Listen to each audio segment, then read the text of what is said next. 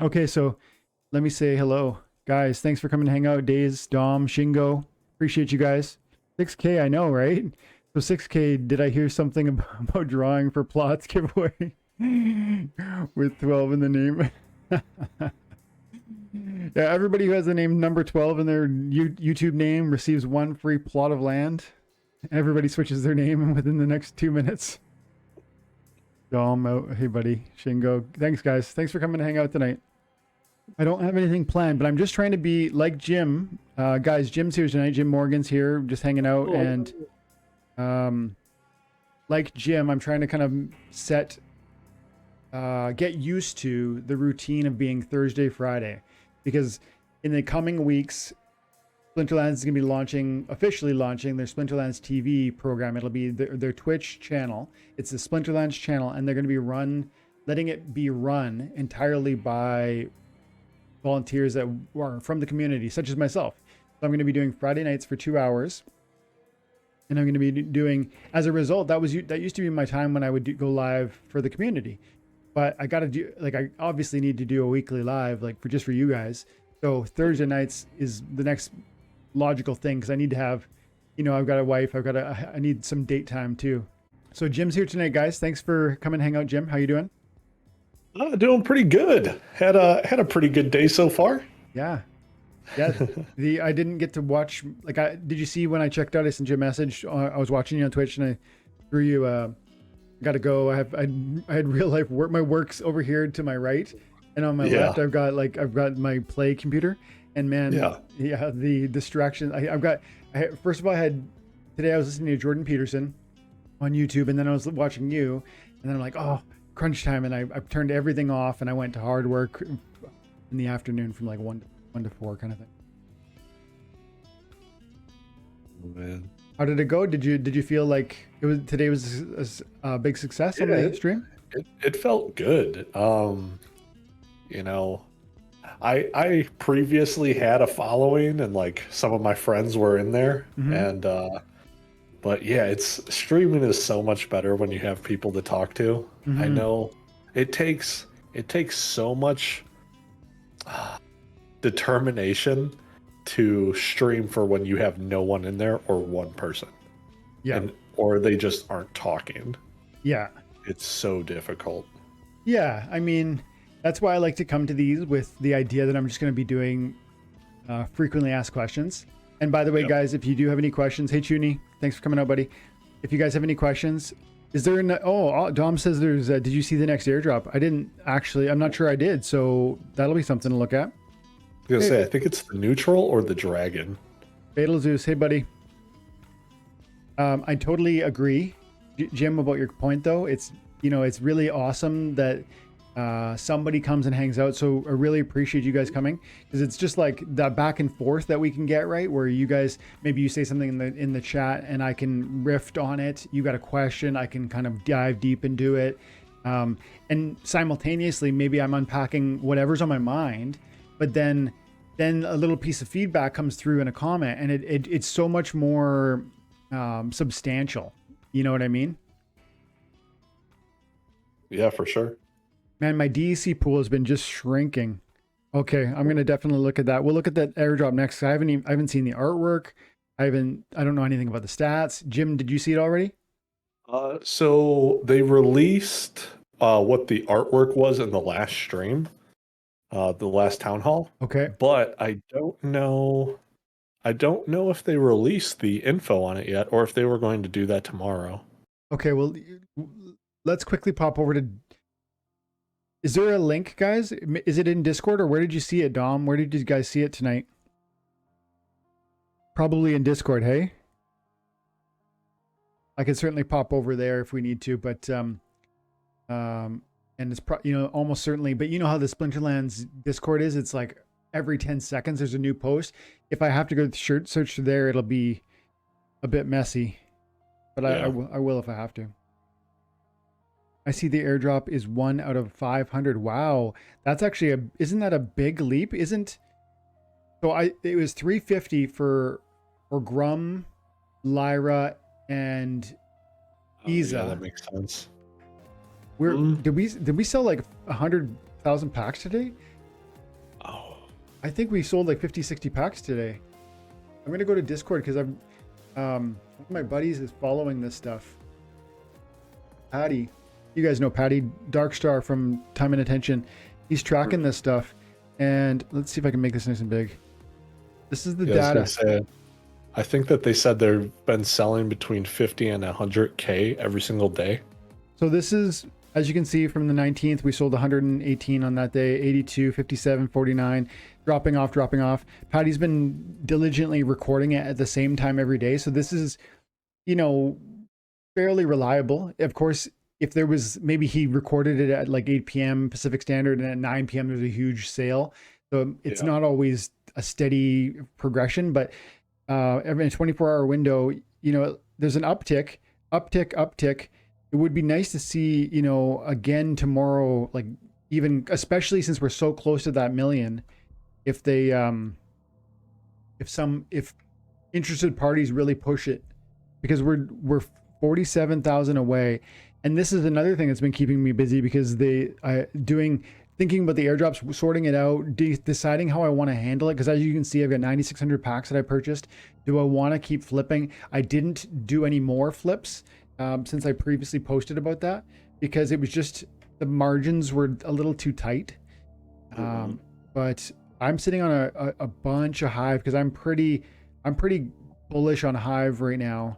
And this is not financial advice, guys, but I'm kind of rolling the dice.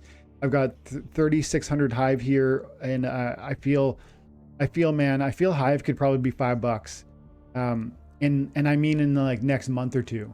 But I hear, like, I want you to hear that and understand I have no fundamental kind of basis for that whatsoever. It's just, I look at Hive, I look at Splinterlands, I look at the, you know, the success of the blockchain. I also think about where Steam was before. Steam was the original blockchain that Hive came out of, and Steam reached previously, like during the last bull run, Steam reached almost $9, and now Steam, like, it was hard forked, and Steam exists, and now Hive exists. But Steam is largely, like, I don't hear anything about Steam anymore, but I hear a lot about Hive. And so, you know, I kind of think we're going to have another leg up, and I think it could be $5, $6, $7, $8. Like, I don't really know, but I'm betting $3,500 US on it. But remember also, guys, I kind of, that was easy money for me. Like, I sold some land plots, and that money, so, you know, it's easy for me to take that risk. I'm not advising you guys do it, but you know what I feel about the marketplace, and kind of look at it. It's nice to see all this green. But I think, you know, I kind of think Bitcoin's in the retracement. And if BCB is right, blockchain backer, it's not, you know, and I trust them, you know, it's going to go to 50 or so, 50, 55, and then it's going to roll over. But in the meantime, I think we're going to keep seeing more of this 8%, 20%, 10%. And man, I think it's altcoin time, but we'll I guess time will tell. Let's see that. Let's go find that card, because I really want to see that. But okay. So I sent it to you on Discord. Awesome. Yeah. Okay. Oops. The Peak D article? Yes. Cool. Yes. Okay, so 7 million packs, minted, means announcement. Yep. 7th airdrop card. Have we done 6 already? I guess we have too. 1, 2, 3. Yep, 6. Okay. 7th airdrop card. Each pack purchased up until the 7 million pack will have a 0.2%. That's lower than the last one, right? They were 0.33 before, I think. A chance of receiving the card, which means 1 in every 500. Yep. 1 in every 500 on average. Okay. That's a big drop, man. Finally, each airdrop receiver will have a 4% chance, 1 out of 25. That's pretty amazing. That feels like substantial. 4% chance of being gold. Okay, I love the art. It looks like Groot. Spirit Hoarder. Yeah. legendary, low magic, but remember Obsidian, and I think we're going to see another plus magic summoner. I think. Ooh, you know what I really like about this card? What? So, like you were saying, with the Obsidian, a lot of the times when you throw the slip spawn in, you don't really put it in first place, but you can. And now you have like another form of triage, especially low mana triage, to then be healing it while it's in the last slot. Yeah, so true. And actually, there can be like, with certain teams, you can have like 3 triages.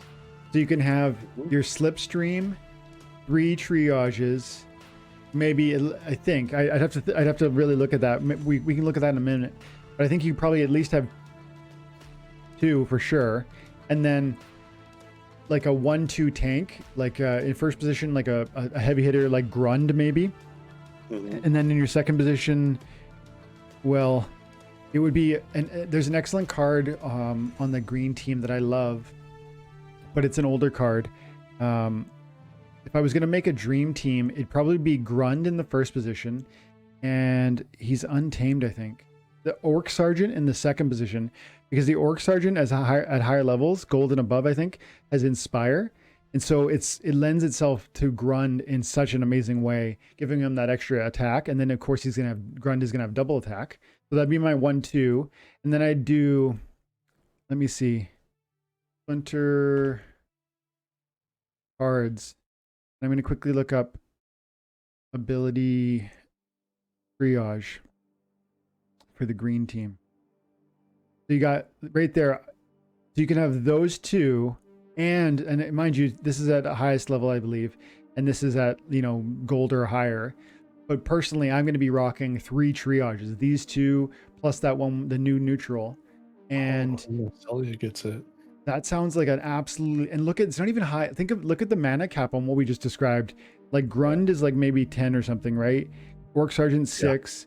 You got 20, 22, 25 because of the new neutral monster. And then whatever slip spawn is, it's like 30, 32 mana for like a absolutely lethal team. And like you said, putting or Obsidian in there and giving them all the magic buff. Wow, it sounds absolutely nasty. It seems like so many cards just make Obsidian even better. Like the Dr. Blight plus this new guy. Yeah. You know what I like too about this, which makes me, I was thinking about Dr. Blight a moment ago, the 1 speed. It's actually really great because Dr. Blight's slow, Order is slow. You could really build a reverse speed team, and that could be interesting too. I also yesterday I fell in love with that neutral magic monster. Where is he? He's amazing.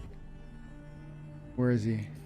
Well, Spellsmith is awesome. I maxed out my Spellsmith yesterday. I bought like 200 or 300 of these guys. This is the one though, Magi of the Chaos. Again, 2 speed. Even at the highest levels, he's got 2 speed. So working his way, like being very helpful in those reverse speed, just like those 2 we just mentioned.